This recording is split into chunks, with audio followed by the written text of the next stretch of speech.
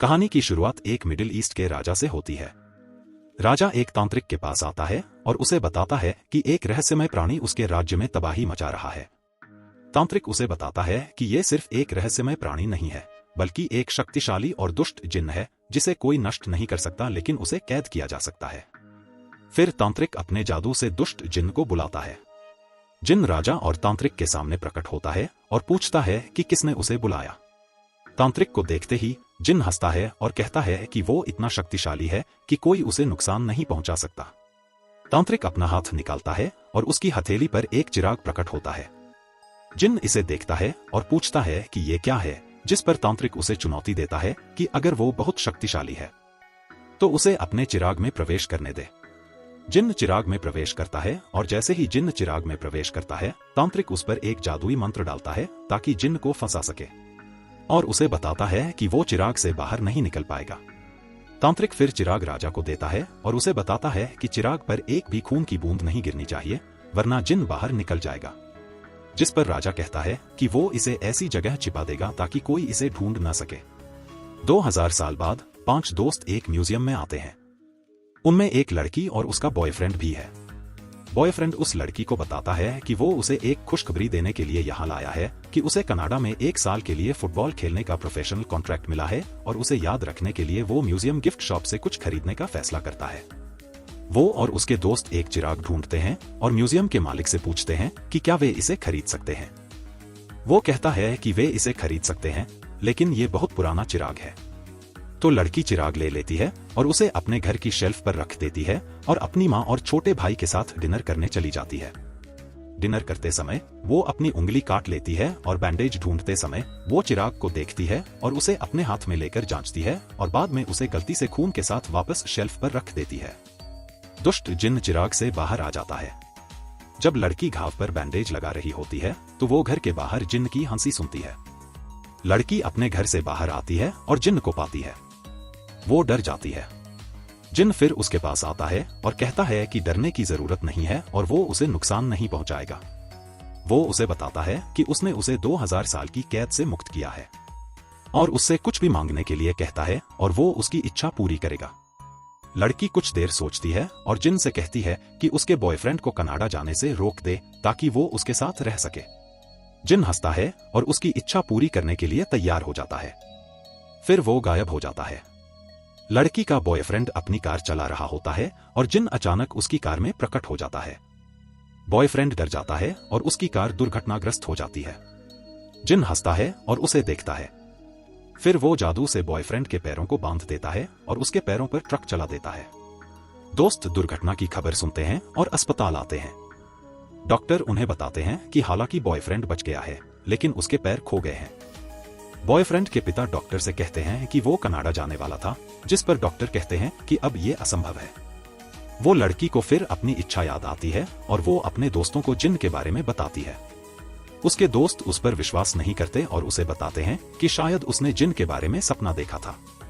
वो लड़की कहती है कि ये सपना नहीं था और उन्हें चिराग दिखाने ले जाती है, लेकिन वे जिन्न को नहीं ढूंढ पाते। एक दोस्त जो हमेशा लालची होता है उनसे कहता है कि जिन्न जैसी कोई चीज नहीं होती और अगर कोई जिन्न होता तो वो उससे पैसे, सोना, संपत्ति आदि मांगता। जब ये लालची दोस्त अपने घर वापस जा रहा होता है तो जिन्न उसके सामने प्रकट होता है और उससे कुछ भी मांगने के लिए कहता है।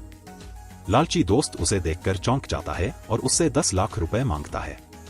जिन्न कहता है कि वो उसकी इच्छा पूरी करेगा और गायब हो जाता है। दूसरी तरफ लालची दोस्त के घर में टेलीविजन में कुछ समस्या होती है और वो लालची दोस्त के पिता एंटेना ठीक करने के लिए छत पर जाते हैं। जैसे ही लालची दोस्त अपने घर पर पहुंचता है, जिन्न उसके पिता के पास प्रकट होता है और उसे धक्का देकर मार देता है। जब वो अपने पिता की मौत पर शोक कर रहा था, तभी एक इंश्योरेंस एजेंट उससे मिलने आता है और उसे उसके पिता के जीवन बीमा के दस्तावेजों पर साइन करने के लिए कहता है, जिसकी राशि 10 लाख रुपए थी। लालची दोस्त फिर जिन्न के बारे में याद करता है और रोना शुरू कर देता है, ये कहते हुए कि उसके पिता की मौत उसके कारण हुई है, क्योंकि उसने भी जिन्न को देखा था और लालच में आकर उससे 10 लाख रुपए मांगे थे और उसने उसे ऐसे पैसे दिए। उसका दूसरा दोस्त उस पर विश्वास नहीं करता, लेकिन लड़की की बहन कहती है कि अगर लड़की और लालची दोस्त ने जिन्न को देखा तो उसे असल में होना चाहिए। लेकिन दूसरा दोस्त पूछता है कि अगर जिन्न वास्तव में होता तो वो इस तरह से इच्छाएं क्यों पूरी कर रहा है। फिर लड़की की बहन कहती है कि उन्हें म्यूजियम के मालिक से पूछना चाहिए जिसने उन्हें चिराग बेचा था। वे रात में चिराग के साथ म्यूजियम पहुंचते हैं और म्यूजियम के मालिक से मिलते हैं। म्यूजियम का मालिक उनसे पूछता है कि वे इस समय यहाँ क्यों आए हैं। बहन उसे बताती है कि चिराग में एक जिन्न था और उनमें से कुछ लोगों ने उसे देखा है। म्यूजियम का मालिक उन्हें बताता है कि उसके पास एक पुरानी किताब है जिसमें चिराग के बारे में जानकारी हो सकती है और वे किताब ढूंढने जाते हैं। म्यूजियम का मालिक किताब में देखता है और दोस्तों को बताता है कि एक तांत्रिक ने जिन्न को चिराग में कैद कर दिया था और जिन्न को छोड़ने का एकमात्र तरीका यह है कि चिराग पर खून की एक बूंद गिर जाए। लड़की फिर याद करती है कि जब उसकी उंगली कट गई थी तो उसने चिराग को अपने हाथ में पकड़ा था, जिससे उसकी उंगली का खून चिराग पर गिर गया था। ये सुनकर म्यूजियम का मालिक उन्हें बताता है कि जिन्न अब मुक्त हो गया है और वो कहीं भी हो सकता है। दोस्त उससे पूछते हैं कि क्या जिन्न को वापस चिराग में कैद करने का कोई तरीका है, जिस पर म्यूजियम का मालिक कहता है कि अब जिन्न को वापस चिराग में कैद करना असंभव है। तो वे उससे पूछते हैं कि क्या कोई और रास्ता है, जिस पर म्यूजियम का मालिक उन्हें बताता है कि जिन्न किसी से भी एक इच्छा मांगने पर उसकी इच्छा पूरी करता है, लेकिन साथ ही उसे किसी भी तरह से नुकसान पहुंचाता है और जिन्न से सुरक्षित रहने का एकमात्र तरीका है कि उससे कोई इच्छा न मांगी जाए। दोस्त उसे धन्यवाद देकर चले जाते हैं, लेकिन जब वे जा रहे होते हैं तो म्यूजियम में लाइट चली जाती है, इसलिए वे म्यूजियम के मालिक से लैंटर्न मांगने का फैसला करते हैं। जिन्न म्यूजियम के मालिक के सामने बहन के रूप में प्रकट होता है और उससे पूछता है कि क्या वो जिन्न से डरता है। म्यूजियम का मालिक कहता है कि नहीं, लेकिन वो उसके बारे में सुनना नहीं चाहता। बहन के रूप में जिन्न उससे पूछता है कि फिर वो क्या चाहता है, जिस पर म्यूजियम का मालिक जवाब देता है कि वो जिन्न से जितना दूर हो सके उतना दूर जाना चाहता है। ये सुनते ही जिन्न अपने असली रूप में प्रकट होता है और दोस्त दूर से इसे देखते हैं। जिन्न उसकी इच्छा पूरी करता है और उसे जितना दूर हो सके उतना दूर भेज देता है। दोस्त ये देखते हैं और भागने का फैसला करते हैं। लड़की की बहन उनके घर पहुंचती है और अपनी मां को बताती है कि जिस चिराग को उन्होंने खरीदा था उसमें एक जिन्न था और फिर उसे बाकी की कहानी बताती है। इस बीच घर के बाहर जिन्न हंसता है। यह सुनकर लड़की का भाई जाग जाता है और हॉल में जाता है। लड़की की बहन अपनी मां से कहती है कि भाई को एक कमरे में ले जाएं और अंदर से दरवाजा बंद कर लें और किसी भी कीमत पर न खोलें। भाई पूछता है कि क्या हुआ, लेकिन बहन और मां कहती हैं कि कुछ नहीं हुआ। लड़की फिर कमरे से बाहर निकलती है और अपनी बहन से कहती है कि उसने पीछे के दरवाजे बंद कर दिए हैं, लेकिन उनके अन्य दो दोस्तों को नहीं ढूंढ पाई। उनका एक और दोस्त जो अपने लालची दोस्त को ढूंढने की कोशिश करता है, लेकिन जिन्न अचानक उसके सामने प्रकट होता है। दोस्त डर जाता है और जिन्न से कहता है कि उसे कुछ नहीं चाहिए, जिस पर जिन्न कहता है कि अगर वो कोई इच्छा नहीं मांगता तो उसके परिणाम होंगे। ये कहते हुए जिन्न लालची दोस्त को, जिसे उसने एक क्रिस्टल बॉल में बंद कर रखा था, बाहर निकालता है और क्रिस्टल बॉल को जमीन पर पटक देता है, जिससे लालची दोस्त की मौत हो जाती है और दूसरे दोस्त से कहता है कि अगर वो कोई इच्छा नहीं मांगता तो उसके प्रियजनों के साथ भी ऐसा ही होगा। दूसरा दोस्त लड़की और उसकी बहन से मिलने के लिए नीचे भागता है और उन्हें बताता है कि जिन्न ने उनके लालची दोस्त को उसके सामने मार डाला।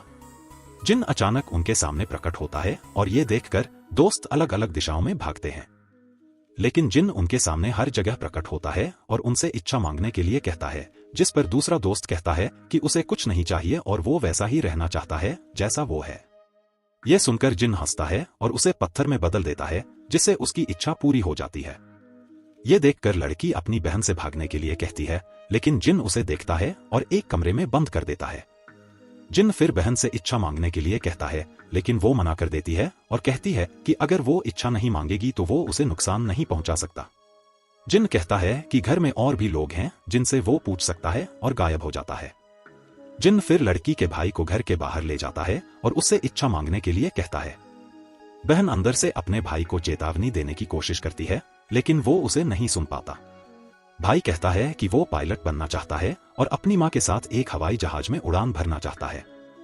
यह सुनकर जिन्न हंसता है और भाई और मां दोनों को सिकोड़कर घर के अंदर एक खिलौना विमान में डाल देता है। बहन अपनी मां और भाई को आश्वासन देने की कोशिश करती है कि कुछ नहीं होगा, लेकिन जिन्न बहन के सामने प्रकट होता है और उससे इच्छा मांगने के लिए कहता है।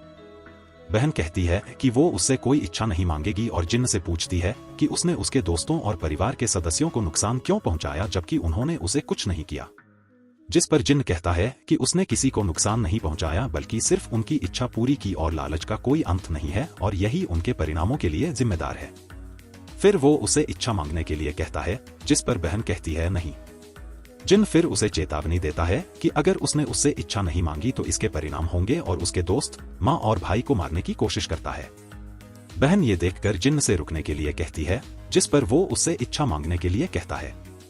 बहन खिलौना विमान की ओर देखती है और फिर दीवार पर लगे कैलेंडर की ओर देखती है और अचानक एक योजना बनाती है। वो फिर जिन्न से कहती है कि कल जो था वो आज बना दे। जिन्न सहमत हो जाता है और उसकी इच्छा पूरी करता है, लेकिन इसके परिणाम भूल जाता है और गायब हो जाता है, क्योंकि इच्छा पूरी करने का मतलब होगा कि वो अभी भी चिराग में फंसा हुआ है।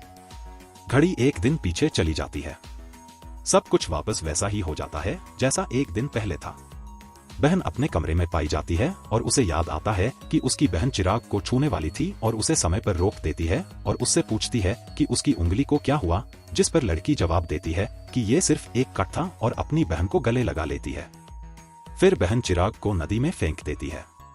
कुछ साल बाद एक छोटा लड़का मछली पकड़ते समय चिराग को निकालता है और अपने पिता को इसके बारे में बताता है, जिससे पिता चौंक जाता है और उसकी उंगली कट जाती है। लड़का फिर चिराग को अपने पिता के पास ले जाता है, जो फिर अपनी कटी हुई उंगली से इसे छूता है और इस तरह कहानी समाप्त होती है। यदि आपको वीडियो पसंद है तो लाइक बटन दबाएं और हमारे YouTube चैनल को सब्सक्राइब करना न भूलें और हमें Facebook और Instagram पर फॉलो करें।